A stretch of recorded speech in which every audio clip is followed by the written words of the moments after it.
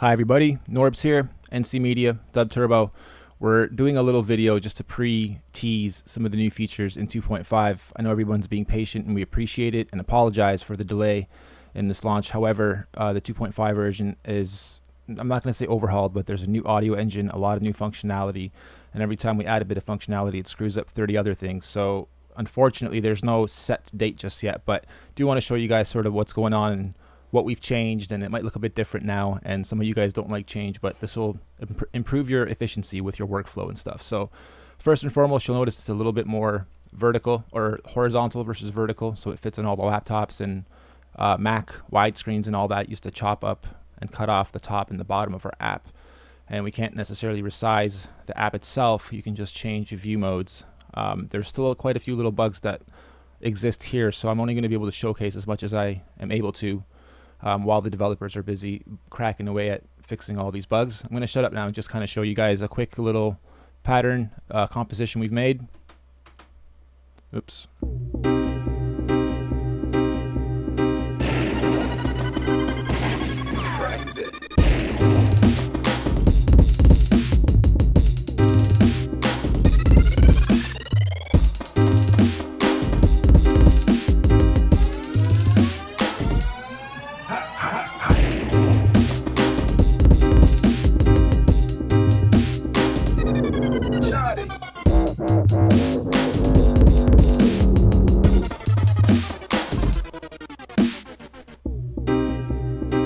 Okay, we'll stop it there. So some of the new features include, I'm just going to start doing stuff. Let's say before we used to have to hold control,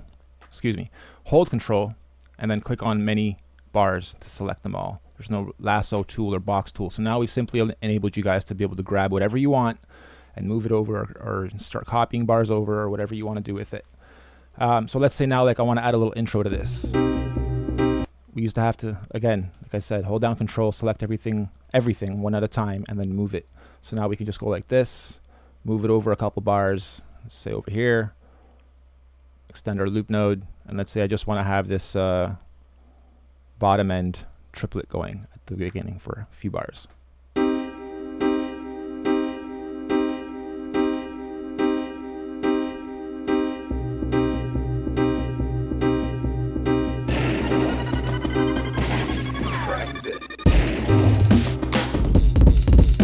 Okay, secondly, you'll notice the colors are a bit off, and we're going to fix them. It'll be brighter, but we did that because before you couldn't tell if you had two bars doubled up on each other, and now it's a little bit easier to tell that, hey, there's a solid block there. I got two bars doubled, which will double in volume now too. Sometimes you want to overlap bars and you want to have little different things going on there, so we don't want to eliminate the feature of overlapping bars themselves, but now you can at least tell when you have something over another bar, and you can easily say, okay, cool, there's my error, or I have to fix that, or I want it there. Next, I'm going to open up one of these bars and show you guys some of the cool things that we've added that I really like. I'm just going to move over right to here, and I'm just going to solo layer 1. Just so you guys can hear the different things we've done to it here. This panel will look a bit different because we've added some features. We've added the main volume up here, which will reflect whatever you have it set to here. Right now it's not reflecting because we have to work on that a little bit before it becomes finalized, but the main volume is reflected here, and we're hoping this will be a pan. We haven't gone through it yet, and if it's not a pan, it'll be another different function that we have either up here or here, which also reflects the pan. Okay, so our first kick. These guys here represent volume. We can go down in volume, and then the next guy represents pitch.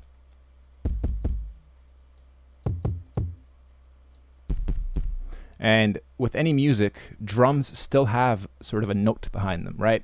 So we tried to do everything in a C note, everything in our whole library, from drums to actual sounds like violins and pianos. They're all recorded at different octaves in C notes. The drums aren't always necessarily on a C note because there's some really weird, cool ethnics and skews and pitch bends and stuff that go on. So this allows you to just customize the kit as much as you want. Say the hi-hat's a little too loud, you want to turn it down a little bit and turn it up in pitch because it just sounds like it should be a bit higher. So let's go through some of this. Let's just loop some of this, and I'll give you guys a little demonstration of the difference in pitch and volumes. Okay, now I'm going to pitch up this, that, And I'm going to pitch that down, actually, because that sounds like it could. All right, we'll bring that to about there. We'll bring that up a little bit. And then, not sure if you guys are noticing, but the drums themselves, we've added a ton of new dubstep, trap, overhauled some of them. They're much more powerful now too, and there's a lot of overlays and layers.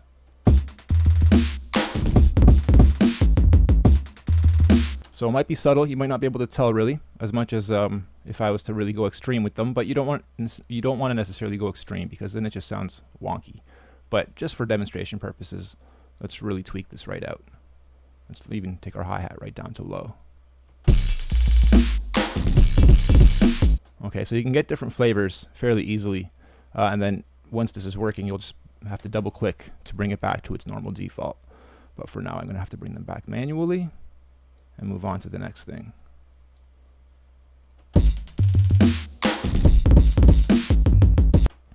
You'll notice that the interface itself has changed a bit, and most importantly, we have an import function, which you'll notice here, custom dub kits. Just to test, I imported our whole new library in as custom kits to see how long it would take, and if it would take it importing thousands of sounds at once. And it does, just take some time.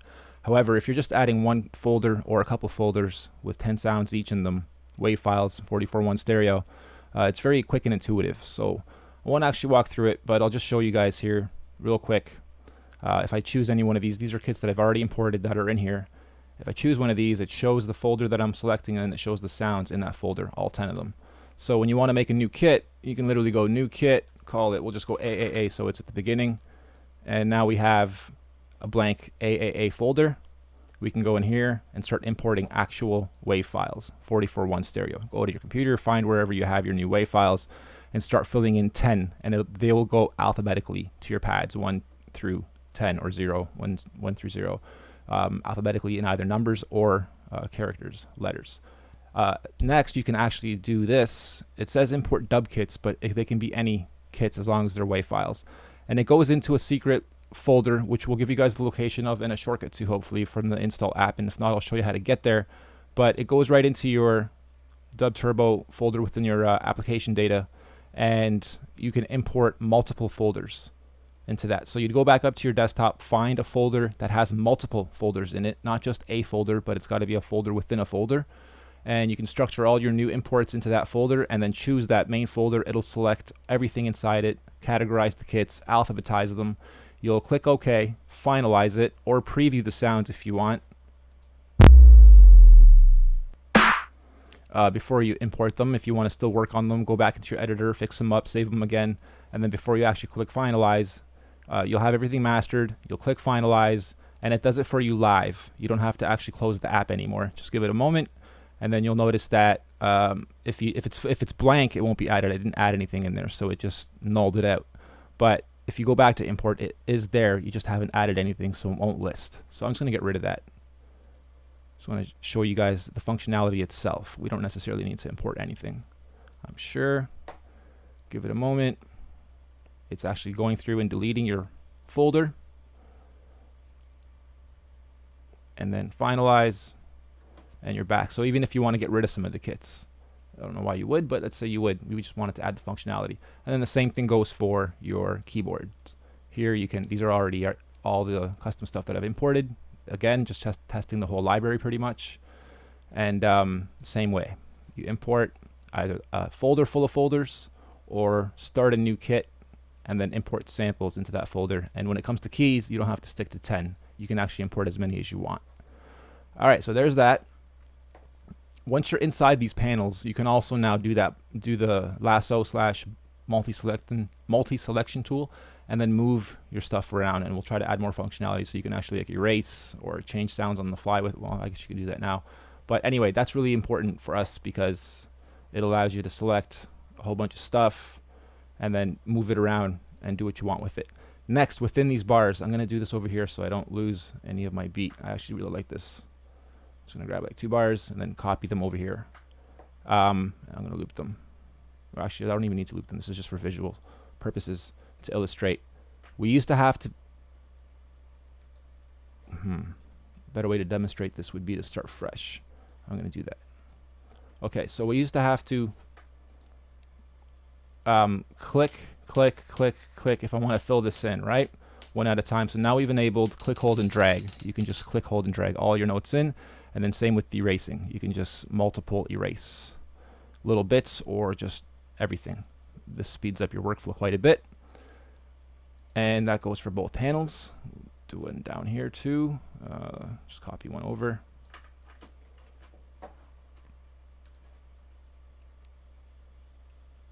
And you want to leave the latter half or whatever. Okay, so there's just the quick ones. You can multi-select and erase. The loop has been fixed. We may add a little slider here so you guys can fix the latency on your own. If it does, for whatever reason, still not loop perfectly, you can make it loop a little later or a little earlier depending on where you set the thing to. The rest of it is really behind the scenes.